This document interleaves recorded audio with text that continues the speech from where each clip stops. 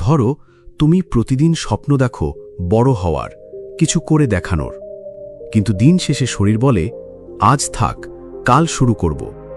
মনও মেনে নেয়, আরও একটা দিন হারিয়ে যায় অলসতার অন্ধকারে। এভাবেই কি তোমার জীবন কাটবে, নাকি আজই সেই দিন যখন তুমি বদলাবে, নিজের ভাগ্য নিজে গড়বে? আজকের গল্পে আছে এমন এক অলস যুবক আর একজন জ্ঞানী পণ্ডিত, যার দু চারটে কথা বদলে দিয়েছিল ছেলেটার পুরো জীবন।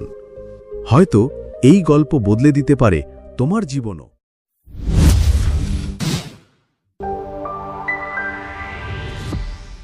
একটা ছোট সবুজে ঘেরা গ্রাম। সকালবেলা সূর্যের আলো গাছের পাতায় ছায়া ফেলছে, পাখির ডাক শোনা যাচ্ছে দূর থেকে। এই গ্রামের এক কোণে থাকত রাহুল নামের এক যুবক, বয়স 23, কিন্তু জীবনে কোনো লক্ষ্য নেই। রাহুলের দিন কাটত একটা 4 পায়ার খাটে। ঘুম, খাওয়া, মোবাইলে সময় নষ্ট, এই ছিল তার রুটিন। মা যখন বলতেন, বাবা কিছু একটা কর, দেখ আশেপাশের ছেলেরা কত চেষ্টা করছে, তখন রাহুল হেসে বলতো, আরও কিছুদিন যাক মা, সময় এলেই সব হবে। রাহুল ছিল স্বপ্নবাজ। প্রতিদিন দুপুরে গাছের নিচে বসে সে স্বপ্ন দেখত বড়লোক হওয়ার, গাড়ি কেনার, শহরে বাড়ি বানানোর। কিন্তু এসব ছিল কেবল স্বপ্ন, কাজের নামগন্ধ নেই। একদিন সেই গ্রামে আসে এক পণ্ডিত ব্যক্তি, চুপচাপ, কিন্তু চোখে এক অদ্ভুত দীপ্তি। মানুষ তাকে দেখে বলতো তিনি নাকি অনেকের জীবন বদলে দিয়েছেন। তিনি শুনলেন রাহুলের কথা, সব শুনে একদিন নিজেই গেলেন তার কাছে। রাহুল তখন তালগাছের নিচে চোখ বুজে শুয়েছিল। সে পণ্ডিতকে দেখে চুমকে তাকালো। তার মুখে ছিল অর্ধেক হাসি আর অর্ধেক অবহেলা।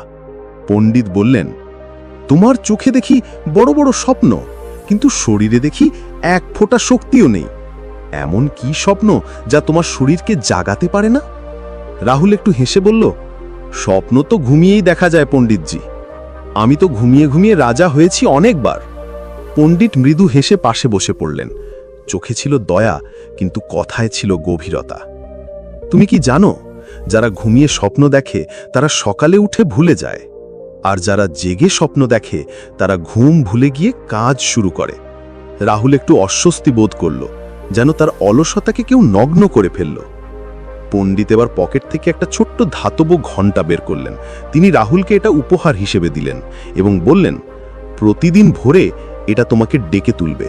যদি টানা 5 দিন তুমি এর আওয়াজে উঠে একটা ভালো কাজ করো, তাহলে তুমি নিজেই বুঝবে তোমার ভাগ্য বদলাচ্ছে।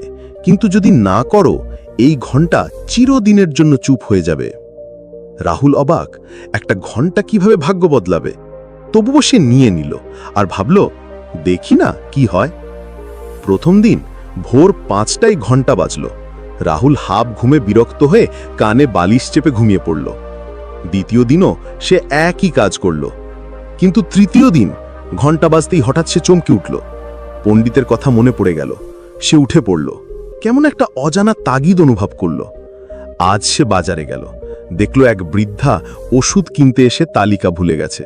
সে সাহায্য করল, নিজে গিয়ে ওষুধ কিনে দিল। বৃদ্ধা বলল, তুই তো সত্যি ভালো ছেলে, ঈশ্বর তোকে ভালো রাখুক। এই কথায় রাহুলের মনে এক অদ্ভুত প্রশান্তি এলো, যেন ভিতর থেকে কিছু নড়ে উঠল। এরপর চতুর্থ দিন সে দেখল এক শিশু স্কুলে যেতে পারছে না, মা অসুস্থ। রাহুল নিজেই তাকে পৌঁছে দিল, স্কুল ব্যাগ কাঁধে নিয়ে। পঞ্চম দিন বাবা জমিতে কাজ করছিলেন একা। রাহুল গিয়ে কাঁধে কোদাল তুলে নিল। বাবা কিছু না বলে তাকিয়ে রইলেন, চোখে পানি, মুখে বিস্ময়।